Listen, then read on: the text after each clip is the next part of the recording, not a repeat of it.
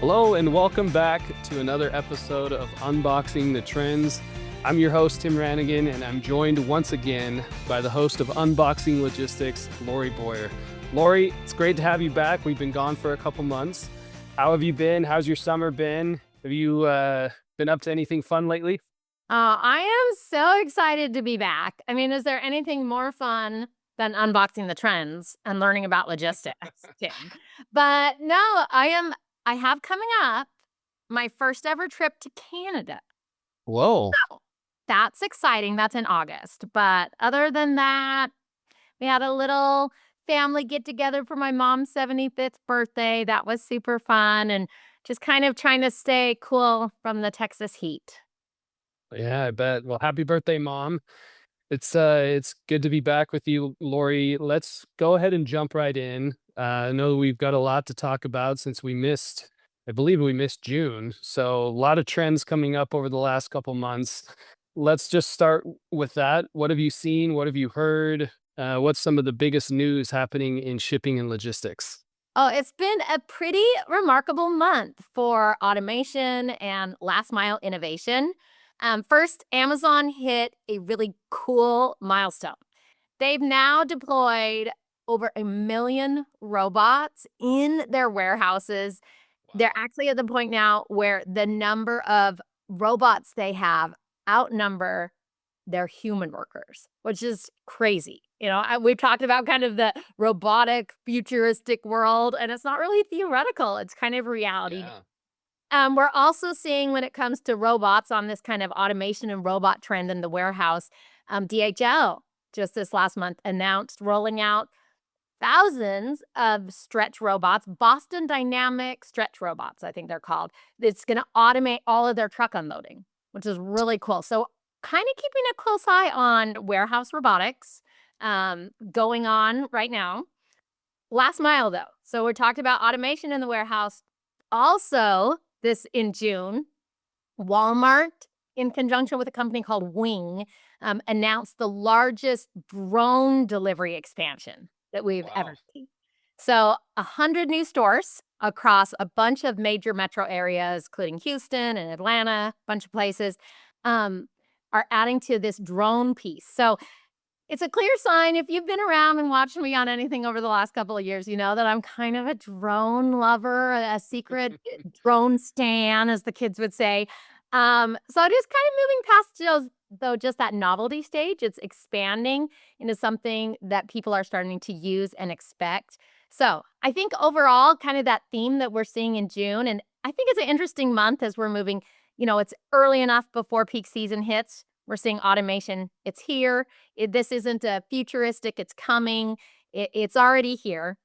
And I want, if you give me just forgive me, Tim, because this is technically the stuff happened in May, but we weren't here. So carriers, we talk carriers constantly. That's us, our bread and butter. So Yeah. we've been seeing a couple of shifts in the carrier landscape, specifically when it comes to UPS and FedEx and their relationship with Amazon. So UPS has pulled back a whole bunch from its Amazon business, while FedEx has picked up a bunch of the Amazon volume. So what does that mean? When I talk to businesses, they're like, okay, well, how does that impact me as a shipper? I would just say if you're super UPS dependent, you might see maybe a little bit of disruption in having the consolidated facilities and the network itself. So maybe some sort of reliability concerns. On the flip side, if you are really heavily dependent on FedEx, you'll have great steady operation that's expanded, but you might have some capacity. You might face tighter capacity, and we're actually seeing a little bit of rate hikes coming, especially on those bulky shipments that you may see as they're absorbing that Amazon freight. So either way, I just say always, this is definitely a year to make sure you have a contingency plan. Make sure that you're looking into expanding your carrier network. That's something that, again, isn't just the future, but is here. That's kind of what I'm seeing on the carrier side. Love it. Lots going on, just like we talked about. Okay. So that's super fascinating that Amazon now has more robots in their warehouse than human workers. You never think we were going to get to that point, but here it is. 2025, we're there. It's fascinating. So you made a couple comments. I wanted to dive into a couple of these areas. So first, we're going to go into, you know, all about drones. So you said you're kind of a drone I'm a drone aficionado, nerd. a drone nerd.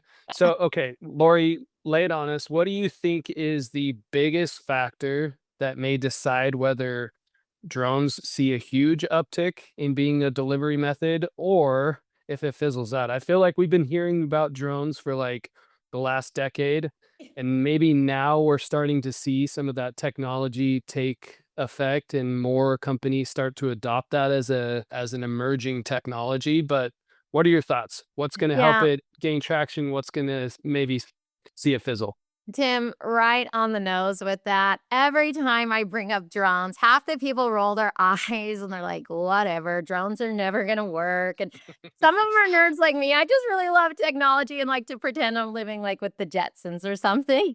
So drones seem cool. But I think actually the biggest piece that kind of is going to play into how drones really scale or if it just sticks where it is. I mean, people are obviously investing in it. So there's obviously that investment piece, but the biggest challenge right now is actually regulation. Mm, So yep. it was about a year ago, I think it was May of 2024, that Amazon got the first FAA approval to fly drones beyond the visual line of sight. So before that point, the drone operator actually had to be able to see the drone at all times, Oh, which wow. obviously didn't make it be, scalable or effective. So they were able to get that approval kind of by a special waiver, and then that was what got Amazon starting. You know, we saw drone expansion of deliveries in, like, College Station, Texas, places like that, Yeah. because they didn't have to have people tracking. But we haven't had a nationwide rule for that. Right now, every individual company, so Walmart actually didn't have to for this because Wing, the company they worked with, already had that waiver, but Right. every person who wants to has to go and go through a process, get a waiver. We don't have a national rule. And we've seen a lot about drones in the news over the last month. You guys may have noticed as you were watching out there. That was because just this week, July 7th, was supposed to be the date set by Congress where we were supposed to have passed a nationwide framework to allow figure out how to do this. Interesting. And it didn't happen.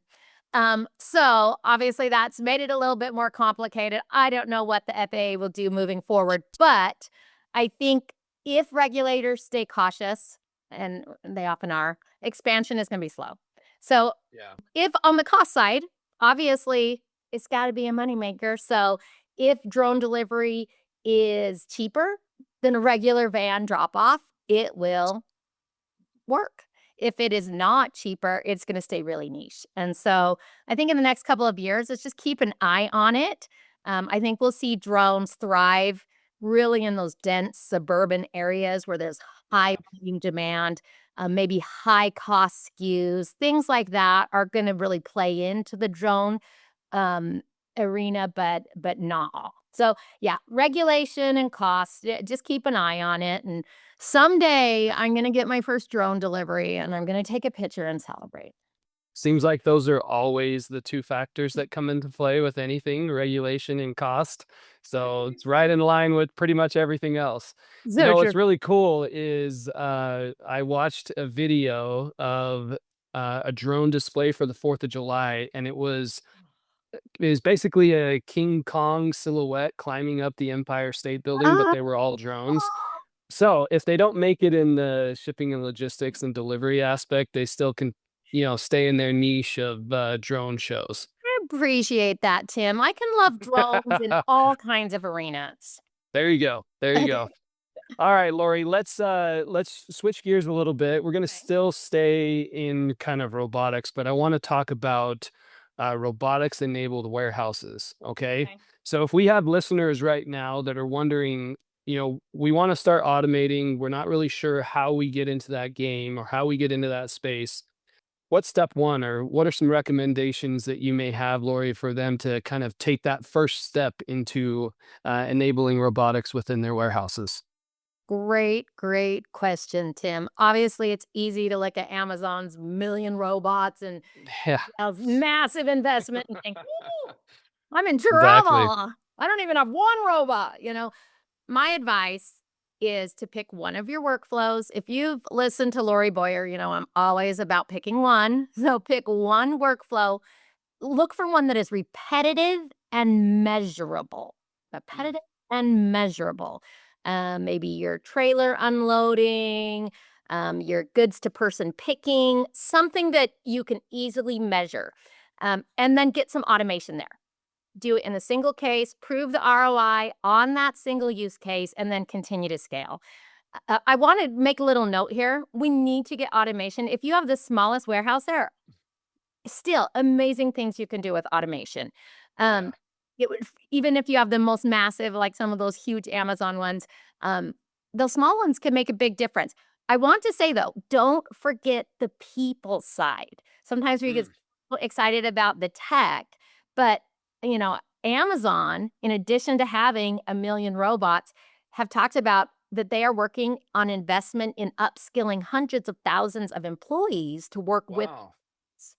So, smaller companies, you still need to do the same. It's just gonna be a smaller scale. So, you're not gonna just drop some tech in without training. Make sure that your people are part of the process. Ask your people where they think that things could be automated. Get them involved from the beginning and make sure you're focusing on those people during the same thing. So, yeah, start small.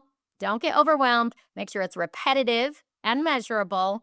And don't forget the people. That would be my advice Yeah. if you're wanting to I, automate. I I love that recommendation, Lori. Oftentimes, what we find is when you're making changes with any type of area of your business, if you can find employee champions of those changes that you're making, it just makes the whole process that much easier for everybody involved. Exactly. You don't wanna force people into things that they are not invested in, so great point, Tim. Awesome. Well, Lori, this has been a great episode. Lots going on Super over the last futuristic, couple months. huh? Yeah, super few drones and robotic enabled warehouses. So the works. Looking ahead, let's talk about one thing that you think Right? everyone in logistics should be paying close attention to. So as you look, we're right on the precipice of peak season, right? So Mhm. peak's going to be starting up in full swing here in the next month and a half. So what's the one thing in shipping logistics you think everybody should keep their attention on as we head Okay. into the end of the year? Okay, first thing that you should totally be watching, don't take your eye off for a second, is Lori Boyer and the Unboxing Logistics podcast. Okay, Well I'm said. Well cheating. said. But It's a nice I do plug. want to try to make sure you mentioned peak season. We are having a full-blown campaign all around peak season. I've been talking to experts from retail, from, Forrester to tell us what are retailers doing. I've been talking to experts in transportation and automation and really diving into the research to see what are big companies doing to manage tariffs. And so if you have any questions around peak, I've really been dedicating a huge amount of time into trying to study and figure out what you need to know. So do stay attuned to Unboxing Logistics. But if you had to look away from me for a minute, I'm personally going to be watching to see kind of how these big, large scale automation deployments actually pay Yeah, off. Um, I think, yeah, Amazon hitting parity between robots and humans is massive and historic, but it's also crazy. a real test of whether robots can consistently deliver faster and cheaper without introducing new challenges. Often we get new challenges. So I'm really interested to keep an eye on that. I'm really also keeping my eye on what the mid-sized regional players are doing to adopt robotics, AI, because that's when we know that automation is really mainstream. When we see the mid-level players really adapting. So agility is the name of the game, though. As we're going into peak season, 2025 has been an insane year. It's still going to be crazy. And so I just say be agile, be ready to pivot. Don't look for a perfect playbook. You're just going to have to be willing to, take the hits as they come. So that's my advice for you today. Love it. Well, thank you, Lori. This has been another episode of Unboxing the Trends featuring our very own Lori Boyer. Please remember to like and subscribe so you can stay up to date on all the trends that we talk about in Unboxing the Trends. And until next time, we'll see you then. See you, everybody.